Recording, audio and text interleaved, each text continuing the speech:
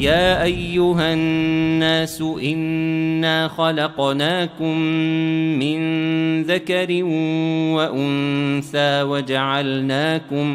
وجعلناكم شعوبا وقبائل لتعارفوا إن أكرمكم عند الله أتقاكم إن الله عليم خبير. À une époque où la condition sociale et la couleur de peau faisant figure d'obstacles indépassables, Bilal fut le premier symbole de la vague d'espoir soulevée par le message de l'islam. Farouche contradicteur des idoles et de leurs adorateurs, premier musulman d'ascendance africaine et l'un des plus fidèles compagnons du prophète sallallahu alayhi wa sallam. Son nom a traversé l'histoire pour toujours. Fils d'un père arabe et d'une mère originaire d'Éthiopie, il voit le jour à Mecca.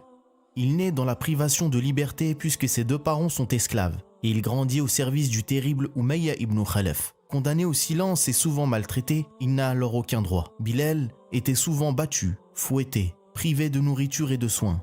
Sa condition était celle d'un esclave de l'époque. Ils étaient achetés et vendus contre de l'argent et étaient considérés comme des objets. Personne ne se souciait de leur vie, de leurs sentiments ou de leur situation. Bilal vécut dans cette condition ô combien difficile jusqu'à ce que vienne l'événement qui allait changer le cours de l'histoire. La révélation de Mohammed. Bilal était en effet un témoin privilégié des débuts de la prédication de Mohammed. De l'intérieur, il observe leur crainte irrationnelle envers cette foi nouvelle qui se répand à la Mecque. Cette foi qui vise à dire que les hommes seraient égaux et qu'il n'y a de différence entre eux qu'au travers de leur bonté. Bilal, curieux d'en savoir plus sur cette nouvelle religion, il s'abreuve des paroles de Abu Bakr qui propage avec éloquence et passion les enseignements de Mohammed. Son intérêt pour cette foi qui promet la libération spirituelle par la soumission à l'unique ne cesse de grandir. Pour lui, tout devenait logique et clair. Toutes ces statues jusqu'ici adorées n'étaient rien. Elles ne pouvaient ni parler, ni bouger. Elles n'ont pas non plus aidé ses parents à sortir des griffes de Umayya ibn Khalaf qui les traitait avec tant d'injustice. Son cœur se remplissait petit à petit d'amour pour cette nouvelle religion, et ce jusqu'à ce qu'il ne reste plus aucun doute dans son cœur. Il se rendit alors auprès du prophète en compagnie de Abu Bakr et y prononce la shahada, cette phrase qui le fit basculer des ténèbres à la lumière, du mal vers le bien. Cette nouvelle est insupportable pour Umayya, qui était l'un des plus grands ennemis de l'islam. Au même moment, les polythéistes commencent à réprimer de la plus cruelle des manières ceux qui se sont convertis à cette nouvelle religion, à cette nouvelle foi. Ils s'en prennent d'ailleurs beaucoup plus envers les faibles et les pauvres qui n'ont personne pour les défendre ou les protéger. Umayya entreprend de torturer alors Bilal, jusqu'à ce qu'il renie l'islam. Les séances de torture se font sans cesse plus violentes et de manière quotidienne. Chaque jour, Bilal était éprouvé. Chaque jour, on lui proposait soit de renier l'islam, soit de souffrir des pires supplices. Bilal est d'abord lié et traîné, la corde au cou, sous les moqueries humiliantes des enfants, déshabillé, fouetté et battu, mais rien n'y fait. Bilal refusait toujours de quitter sa nouvelle foi qu'il aimait tant. Il le faisait en répétant sa phrase légendaire « Ahadun ahad, ahadun ahad » l'unique, l'unique. En prononçant cette simple phrase, il montrait combien il était attaché à l'unique. Allah, le seul Seigneur digne d'adoration et de louange. On le privait de boire et de manger. On le fouettait. On lui faisait subir des punitions atroces pour qu'il renie l'islam et on cherchait à le faire savoir à tous. Mais il n'en était rien. Bilal résistait. La nouvelle de ces tourments est parvenue au prophète sallallahu alayhi wa sallam qui demanda aussitôt à Abu Bakr de négocier sa libération. Bilal était un esclave et Umayya son maître. Tandis qu'il était son esclave, Umayya pouvait le punir à sa guise. Abu Bakr vient ainsi trouver les injustes et leur dit « Allez-vous donc tuer un homme parce qu'il dit « Allah est mon Seigneur » Umayya lui rétorque « Prends-le plus que son prix et libère-le. » Abu Bakr paya alors le prix fort, bien plus que le prix habituel d'un esclave pour le libérer. Bilal s'envole désormais vers la liberté. Il est désormais un homme libre. Il ne quittera plus les pas du prophète sallallahu alayhi wa sallam et deviendra l'un des compagnons les plus proches du messager et lui promettra même le paradis. Un matin, le prophète sallallahu alayhi wa sallam a appelé Bilal et a dit « Ô Bilal, par quoi m'as-tu précédé vers le paradis ? Je ne suis jamais rentré dans le paradis sans avoir entendu le bruit de tes pas devant moi.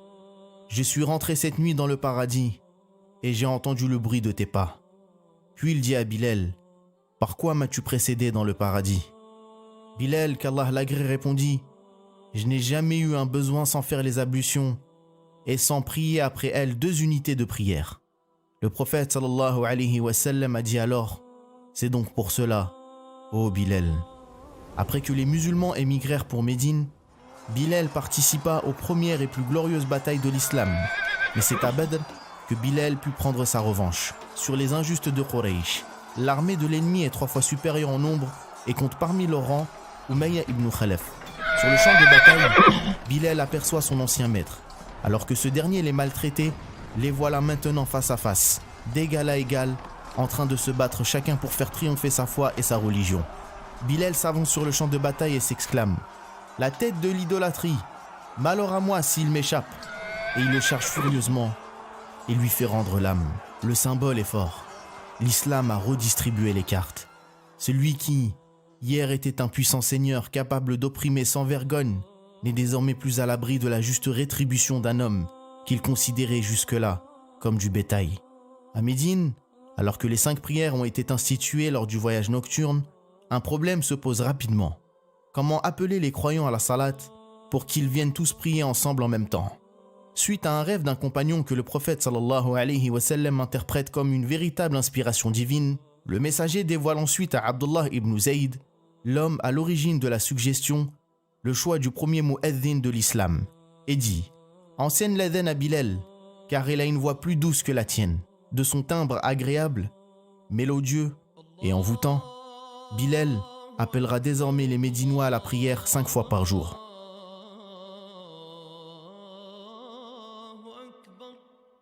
Le prophète sallallahu alayhi wa sallam n'hésite pas à faire de Bilal le symbole du nouvel ordre social.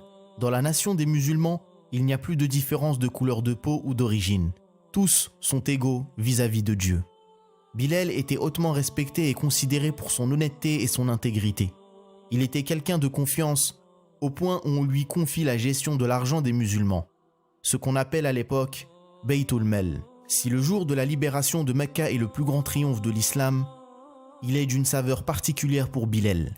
Après avoir débarrassé la Kaaba de la souillure des idoles, le prophète pénètre ainsi dans la Kaaba pour y prier en compagnie d'Oussama ibn Zayd et de Bilal, qui étaient tous deux d'anciens esclaves. Le message était fort. Alors qu'il revenait à la Mecque, le prophète sallallahu alayhi wa sallam choisit parmi tous ses compagnons 2 hommes qu'il a privilégiés pour prier avec lui. Ce n'était ni Omar, ni Abu Bakr ou Ali, mais bien Oussama et Bilal.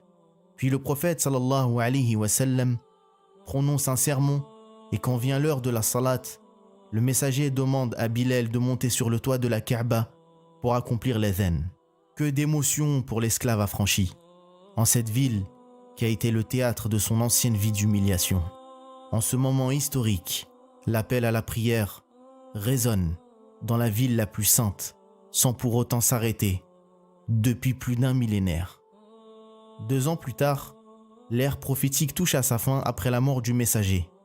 Bilal, terrassé par le chagrin, est incapable de lancer à nouveau l'appel à la prière.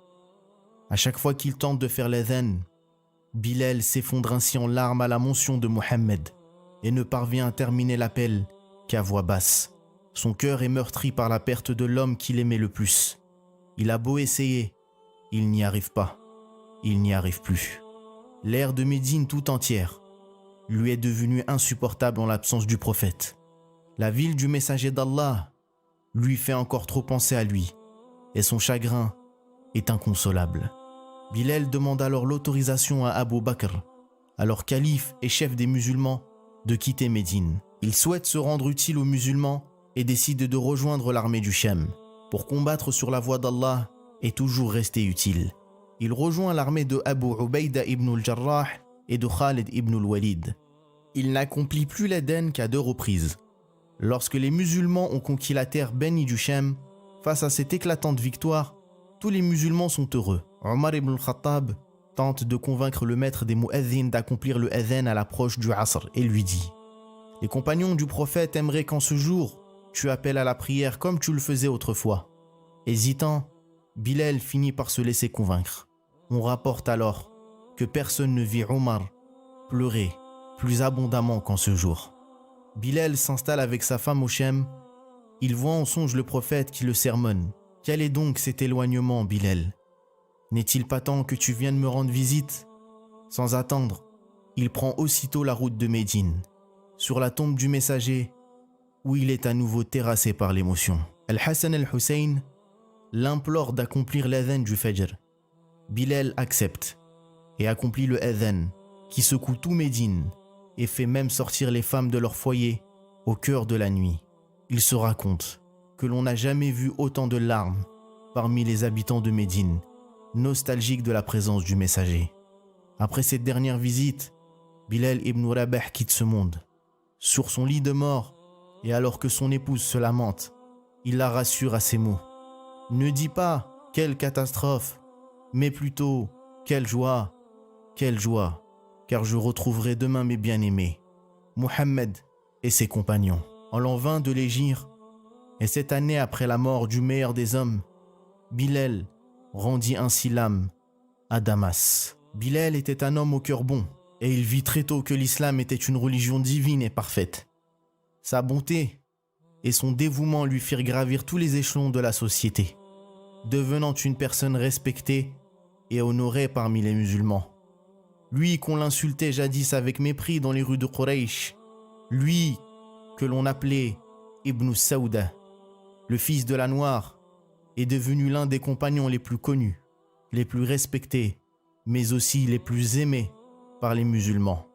Sa vie, son histoire, nous rappelle l'un des principes fondamentaux de la religion et l'une de ses plus belles aspirations, la libération des croyants d'un ordre inique et oppresseur vers la justice et l'équité de l'islam, peu importe ton origine ou ta couleur de peau.